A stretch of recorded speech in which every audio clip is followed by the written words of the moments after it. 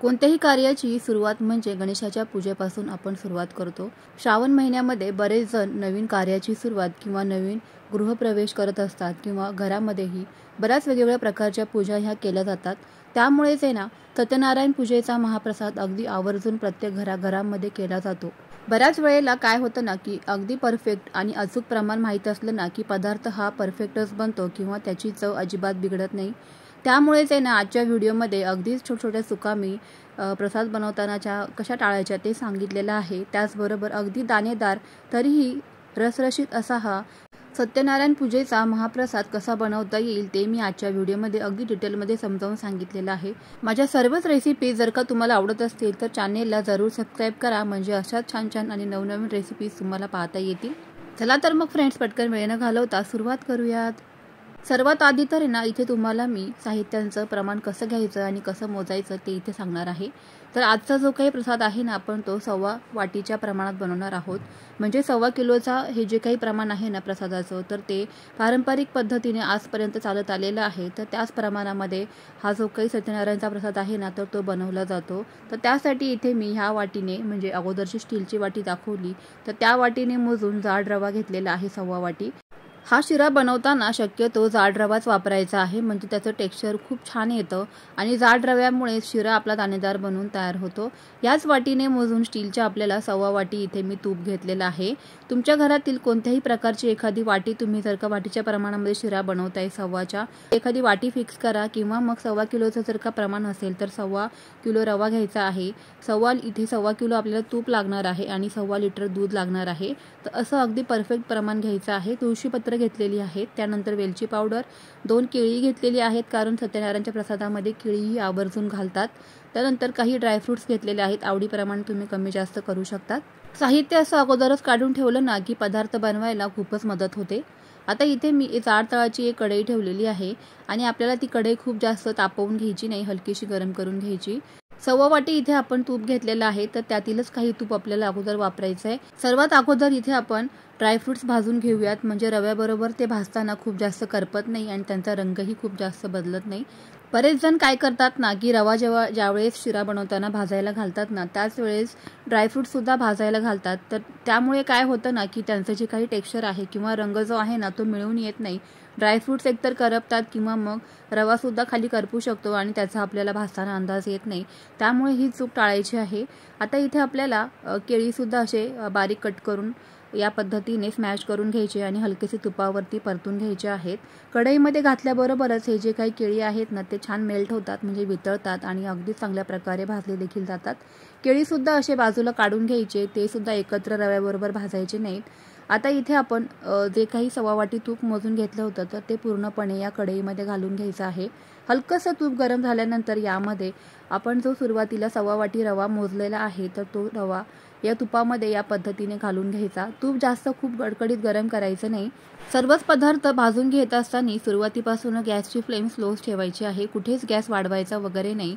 आपण ड्रायफ्रुट्स भाजले, त्यानंतर केळी सुद्धा तुपावर परतून घेतले, तर त्यावेळेस अगदी गॅस स्लो होता। आता हा रवा भाजताना सुद्धा आपल्याला गॅसची फ्लेम अगदी स्लो ठेवायची आहे।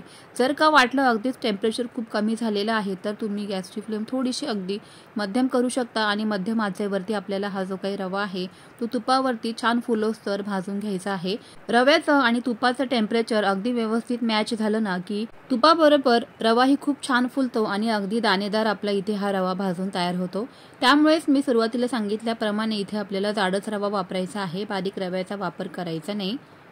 7 ते 8 मिनिटांमध्येच अगदीच कमी गॅसवरती रव्याचा हलकासा रंग बदललेला आहे, तुम्ही इथे पाहू शकताय, आणि रवा सुद्धा तूप सोडू लागलेला आहे।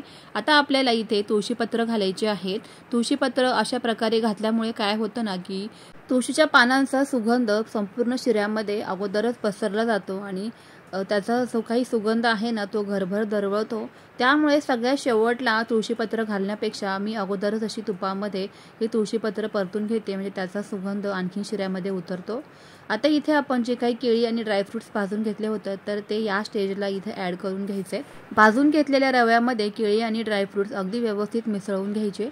त्यानंतर आपण 1.25 वाटी जे इथे दूध अगोदर मोजून घेतलं होतं, तर ते संपूर्णपणे या शिऱ्यामध्ये हळूवार पद्धतीने घालायचं आहे।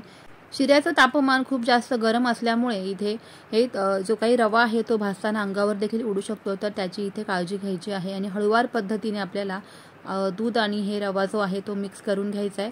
सुरुवातीपासून मी सांगितल्याप्रमाणे गॅस अगदी स्लो ठेवायचा आहे, कुठेच गॅस वाढवायचा वगैरे नाही। सर्वच साहित्य असं मिसळून घेतल्यानंतर सर्वात शेवटी आपल्याला यामध्ये साखर ॲड करून घ्यायची आहे।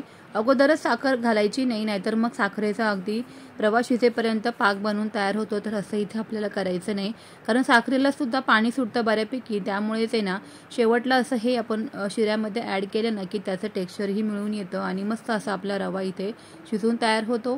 साखरेचं प्रमाण तुम्ही तुमच्या आवडीनुसार करू शकता, कारण आजकाल सगळेच हेल्थ कॉन्शियस झाल्यामुळे अगदी 1.25 वाटीच्या प्रमाणासाठी 1.25 वाटी इथे काही मी साखर घातली नाही, थोडीशी कमीच घातलेली आहे, कारण 1.25 वाटीच्या प्रमाणामध्ये हा शिरा खूप जास्त गोड बनून तयार होतो। अर्धा चमचा यामध्ये वेलची पावडर घालायची आहे।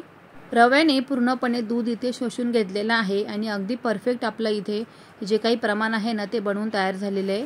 इथे या स्टेजला रवा सुद्धा अगदी तूप सोडू लागलेला आहे, त्यामुळे अगदीच अचूक आपलं इथे प्रमाण जुळून आलेलं आहे मस्तच। शिऱ्याला रंग तर पहा काय अप्रतिम असाच आलेला आहे, शिवाय टेक्स्चर तर अप्रतिमच दाणेदार असा आपला इथे हा शिरा बनवून तयार झालेला आहे, तुम्ही तर पाहू शकताय। 5 ते 7 मिनिट यावरती आपल्याला झाकण ठेवून हा रवा शिजवून घ्यायचा आहे अगदी स्लो गॅसवरती। त्यानंतर तुम्ही बघू शकताय 5 मिनिटांनी मस्त असा आपला जो रवा आहे तो छान फुललेला आहे, दाणेदार बनून तयार झालेला आहे। सर्वात शेवटी यामध्ये अगदी चवीपुरतं मीठ घालायचं आहे, कारण कुठलाही गोड पदार्थ म्हटला की त्यामध्ये मीठ हे आलंच, म्हणूनच अगदी आवर्जून या शिऱ्यामध्ये किंवा प्रसादामध्ये मीठ घालायचं आहे। तुळशीपत्र प्रसादाच्या शिऱ्यामध्ये घालताना अगोदरच घालायचे आहेत, जेणेकरून त्यांचा सुगंध आहे ना तो पूर्ण शिऱ्यामध्ये उतरतो। सर्वात शेवटी घालायचे नाही, शेवटी जर का घातले तर त्याचा तितकासा सुगंध येत नाही तुळशीपत्राचा, म्हणूनच अगदी मी सांगितल्याप्रमाणे यामध्ये तुळशीपत्रही घाला। तुम्ही इथे जवळून टेक्स्चर पाहू शकताय शिऱ्याचं, काय अप्रतिम असं आलेलं आहे मस्तच। दाणेदार असा हा आपला शिरा आजचा बनवून तयार झालेला आहे, कुठेच चिवट असा चिकट असा झालेला नाहीये, मस्त दाणेदार मोकळा सडसडीत आपला इथे शिरा बनवून तयार झालेला आहे। चव तर तुम्हाला कायच सांगू अप्रतिम अशीच आलेली आहे। या पद्धतीने तुम्ही नक्की या श्रावणामध्ये प्रसादाचा शिरा बनवा आणि मला कमेंट सेक्शनमध्ये कळवायला विसरू नका।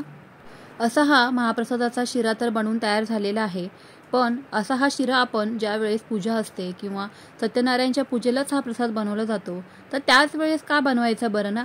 आपलं जेव्हा मूड होईल, जेव्हा इच्छा होईल तेव्हाही तुम्ही असा हा शिरा बनवून खाऊ शकता। अगदी चवीला अप्रतिम लागतो, भन्नाट लागतो। तुम्ही एकदा नक्की ही रेसिपी मी सांगितल्याप्रमाणे ट्राय करा। जास्तीत जास्त रेसिपी शेअर नक्की करा। चला तर मग फ्रेंड्स, पुन्हा भेटूयाच अशाच छानशा एका नवीन व्हिडिओमध्ये, तोपर्यंत बाय बाय।